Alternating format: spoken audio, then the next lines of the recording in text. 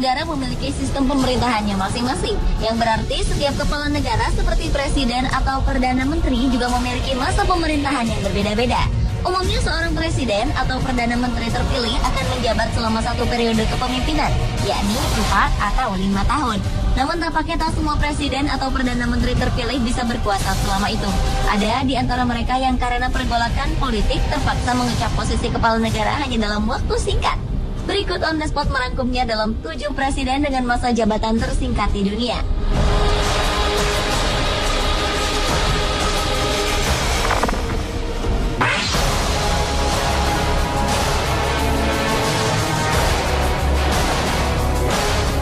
Lupe Rosalia de Fernández Serrano Arteaga de Cordova, atau yang biasa dipanggil Arteaga, adalah seorang politikus Ekuador. Ia pernah menjabat sebagai presiden wanita pertama di negara itu pada tahun 1997. Wanita yang lahir di Cuenca, Ekuador pada 5 Desember 1956 itu dilantik menjadi wakil presiden pada tahun 1996, menyusul terpilihnya Abdallah Bucaram sebagai presiden. Setahun setelah pengangkatannya, Presiden Bucaram dinyatakan tidak layak untuk memerintah oleh Kongres. Akhirnya Arteaga dan pemimpin Kongres, Fabian Alarcón, terkunci dalam sengketa siapa yang layak menggantikan Bucaram. Awalnya Alarcón terpilih dengan dukungan Kongres, namun Arteaga bersikeras bahwa ialah yang seharusnya menjadi presiden, karena selama ini ia sudah menjadi orang kedua di negara tersebut. Akhirnya tekad Arteaga berbuah hasil, ia pun dilantik menjadi presiden. Sayangnya 2 hari kemudian Alarcón yang menginginkan jabatan presiden kembali mempersoalkan kedudukan Arteaga dengan mengantongi dukungan penuh dari Kongres.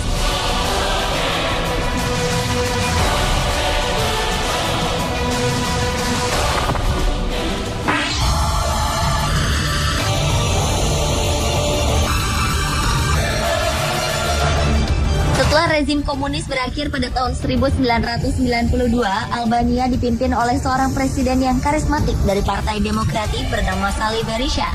Namun sayangnya sistem ekonomi liberal yang ia terapkan gagal berlaku di negara yang dulunya dipayungi sistem ekonomi sosialis ini.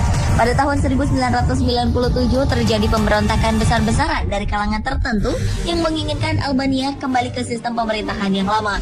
Oleh karena itu, Sali Berisha yang juga merupakan dokter ahli jantung ini akhirnya turun dari tahtanya. Sebagai akibat dari kekosongan posisi presiden pada saat itu, Ketua Legislatif Skandar Jenushi berhak mewarisi jabatan presiden sampai terpilih presiden yang baru. Namun belum genap 24 jam Skandar menjabat sebagai presiden, parlemen menunjuk Recep Meidani yang merupakan lawan politik Sali ketika pemilihan umum sebelumnya sebagai presiden.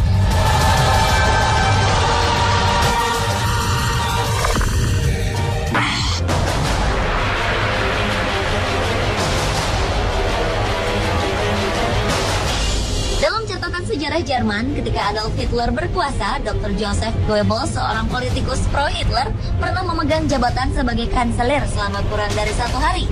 Di Jerman, kanselir merupakan jabatan setara Perdana Menteri. Sesuai dengan perintah Hitler ketika ia mati, kekuasaannya akan diwariskan pada Joseph Goebbels yang banyak berperan dalam pengambilan keputusan Hitler selama Perang Dunia Kedua. Di akhir hidupnya, Hitler sempat mengalami paranoia atau kecemasan yang berlebihan yang menyebabkan dia menjadi tak percaya dengan rekan Nazinya sendiri. Ia hanya percaya kepada Joseph yang dinilainya sebagai orang yang paling setia. Setelah Hitler bunuh diri di tahun 1945, Goebbels mewarisi kantor dan jabatan Hitler sebagai kanselir.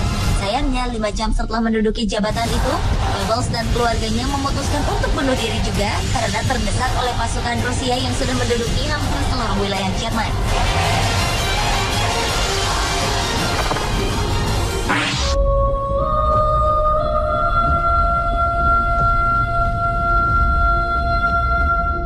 Pada 2002, kudeta besar-besaran terjadi di Venezuela yang mendesak Presiden Hugo Chavez mundur dari jabatannya dan mengangkat Pedro Carmona Estanga sebagai kepala pemerintahan transisi.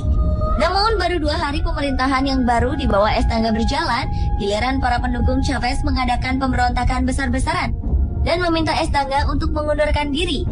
Awalnya sang presiden menolak meletakkan jabatannya, namun akhirnya Estanga terpaksa melarikan diri karena ia terus didesak dan istananya telah diduduki oleh para pemberontak yang ingin mengembalikan tahta itu pada sang pemimpin Hugo Chavez. Namun dalam sistem pemerintahan Venezuela, presiden yang telah mengundurkan diri tak bisa dipilih kembali kecuali ditunjuk oleh presiden sebelumnya. Akhirnya para pemberontak meminta wakil presiden ketika itu, Diosdado Cabello, dilantik menjadi presiden untuk kemudian menunjuk Hugo Chavez menggantikan posisinya sebagai presiden pada 14 April 2002. Cukup membingungkan ya?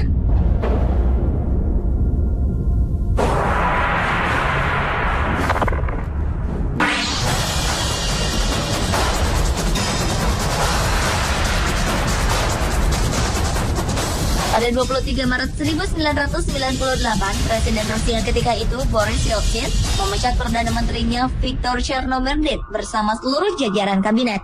Yeltsin kemudian mendeklarasikan dan menunjuk dirinya sebagai Perdana Menteri sampai konstitusi mendapatkan pengganti Perdana Menteri yang sesuai. Namun beberapa jam kemudian, seorang penasihat politik Yeltsin mengatakan bahwa Presiden tidak bisa menunjuk diri sendiri sebagai Perdana Menteri, karena hal itu tidak sesuai dengan konstitusi dan undang-undang. Yeltsin pun akhirnya mengundurkan diri sebagai Perdana Menteri dan mengangkat orang lain untuk menduduki jabatan tersebut.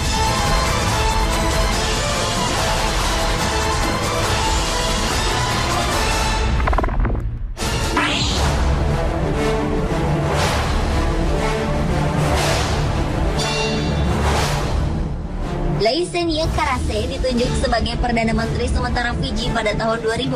Ia merupakan seorang politikus sipil yang ditunjuk oleh kudeta politik ketika itu. Pada awalnya, Karase menyebut dirinya sebagai Perdana Menteri sementara. Namun kemudian ia berubah pikiran dan ingin memperpanjang masa jabatannya. Konstitusi Fiji melarang Perdana Menteri sementara untuk menjabat selama 2 kali berturut-turut dan harus digantikan oleh orang lain.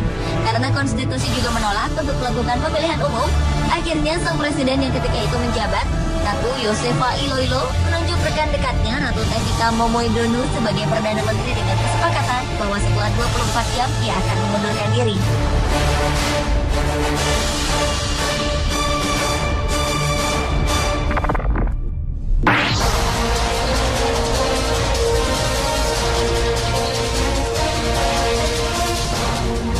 Januari 1959, rezim militer Kuba kesulitan untuk mempertahankan pemerintahannya karena Fidel Castro dan pemberontaknya mulai menguasai seluruh wilayah Havana, ibu kota Kuba.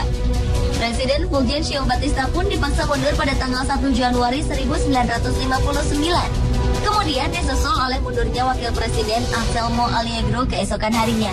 Menurut Undang-Undang Kuba, dalam kondisi seperti ini, pemimpin tertua lembaga yudisial negara akan mengambil alih posisi kepala negara. Pada karena itu, rezim militer pun mengangkat dan mengambil sumpah Carlos Manuel Piedra sebagai presiden. Karena serangan pemberontak semakin gencar menyerang istana kepresidenan, Manuel Piedra akhirnya melarikan diri dan meminta perlindungan pada kedutaan besar Amerika. Hal ini ia lakukan setelah gagal menenangkan para pemberontak. Setelah menduduki istana negara, para pemberontak pun kemudian mendeklarasikan bahwa posisi presiden kosong dan menunjuk presidennya sendiri. Keadaan ini menyebabkan Piedra hanya mengecap jabatan presiden selama beberapa jam saja.